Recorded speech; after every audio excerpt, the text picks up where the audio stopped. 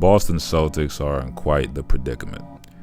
They're an interesting team because in terms of just pure playoff experience, they've been knocking on the door for the better part of a decade, probably about the last 6 years. 2018, 2022, 2020, 2023. They had good shots in all those years to win the whole thing, but didn't. Now there's been talks of potential underlying beef for the past few years between JT and JB. I don't necessarily think that's true. Those two guys actually kind of shield each other from blame. We'll kind of go over more into that later. But really, this team is interesting because there's a lot of things at play in comparison to the Mavericks, where there's a lot more pressure on the Celtics to execute and handle business. Now, in terms of JT and JB, they both played questionably last year in the Eastern Conference Finals. Both had poor shot selection, turnovers. When it came to Jimmy Butler, that man was cooking both of them. Let's just be quite frank. Now, the difference between them, most people thought JB had a worse conference finals last year than Jason Tatum. However, Jason Tatum did have 51 free throw attempts to Jaylen Brown's 21. So, statistics-wise, they basically had a very similar series. They both had horrible turnovers per game, over 3. Me personally, I think that the way the Celtics are constructed is very interesting. Jason Tatum is probably the better offensive player. However, I think Jaylen Brown's the better two-way player overall. However, he's very clumsy. So, both of them have their issues. We'll kind of go over that now. Jason Tatum, bad shot selection at times. And if you notice specifically, there's certain players who can hold him and kind of keep him having struggles in the game. We saw that in 2022 with Andrew Wiggins, put him on clamps, had that boy in the witness protection program. He wasn't looking too good. He was shooting 36% from the field that year in the finals when Wiggins was guarding him in that finals. Obi Toppin, as well, if you saw the Pacers series this year, he had trouble with him. Now, Jaylen Brown, while I think he's the better but the better two-way player overall, and he's probably more efficient on offense, he's very clumsy. Even though he's gotten better with his left hand this year, shout out to him during that slam dunk. He did do a nice left-handed dunk. But he's very clumsy at times, and it's very easy to kind of trip him up if you throw different looks at him. But overall, those two, they kind of shield each other from a lot of blame because people get so caught up in who's better, yada, yada, this and that nobody actually looks at the entire picture of the Celtics not executing when it comes to, getting that championship they should have gotten years ago, but they just haven't. Now, while JB is the more reliable player, let's just talk about MVP this year. I think Jokic should have won it when Embiid won it last year. However, when it comes to this year, it's very interesting because Tatum, he probably should have been the number one vote for MVP this year based on the history of it going to the best player on the best team. The Celtics this year, they won 64 games. They had the entire league cleared by 7 games. Yes, they're in the weaker East, but they still are 7 games clear of the best teams in the West. Don't get it twisted. Jokic, in terms of overall skill, he's probably him or Giannis, or there's a few names you can throw in the hat. Best player in the league in that conversation. But the Celtics are interesting because they have all these different pieces at play in terms of deep playoff experience for the last 6 years, but they just haven't been able to actually plant their flag at the top. But they have a few things with their top players where if they can actually execute properly in this finals, they should be able to win. Now, they have 2 players with 6 deep playoff runs. They got a new point guard, two-way monster, and Drew Holiday. He has championship experience. And really, they swept through the Eastern Conference Finals.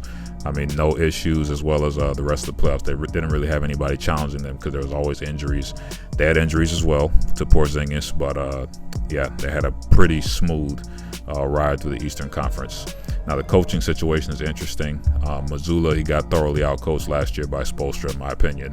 However, he has had a pretty good year overall. He does struggle with making adjustments, I believe, based on what I've seen. I think he keeps his players in the game a little too long when they've already won the game. Guys can get injured very easily. I believe that these Celtics, if they had Ime Udoka, they'd probably look sharper on defense. Maybe not as good on offense, but they'd definitely be a better overall team. But it's interesting with Mazzulla. When he took over the team, most of the time when new coaches come in, like Ime Udoka, they would clear house.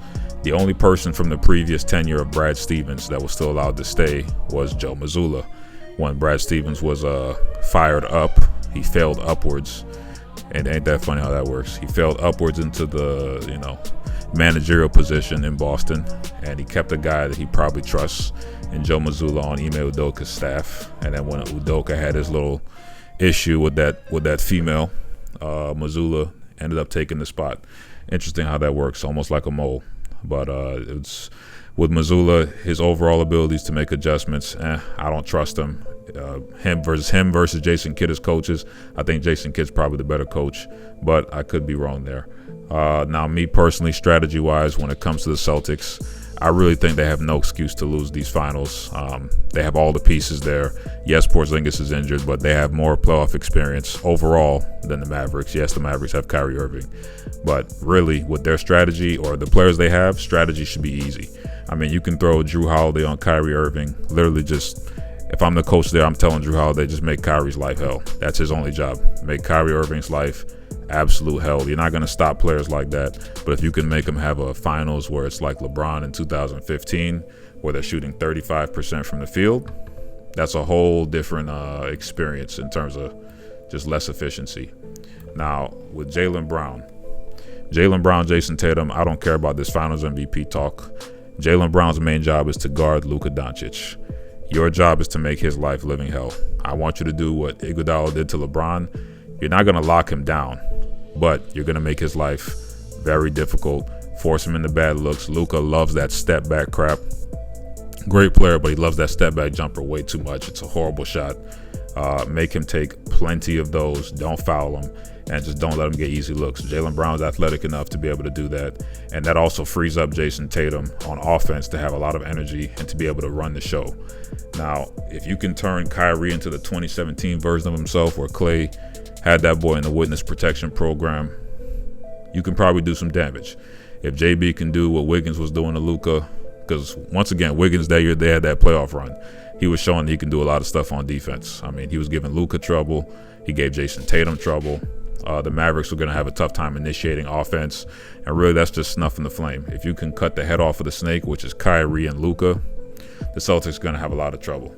Jason Tatum, I'm not, this big fan of his. I think he plays a little bit soft, too much pretty boy stuff in terms of the movement.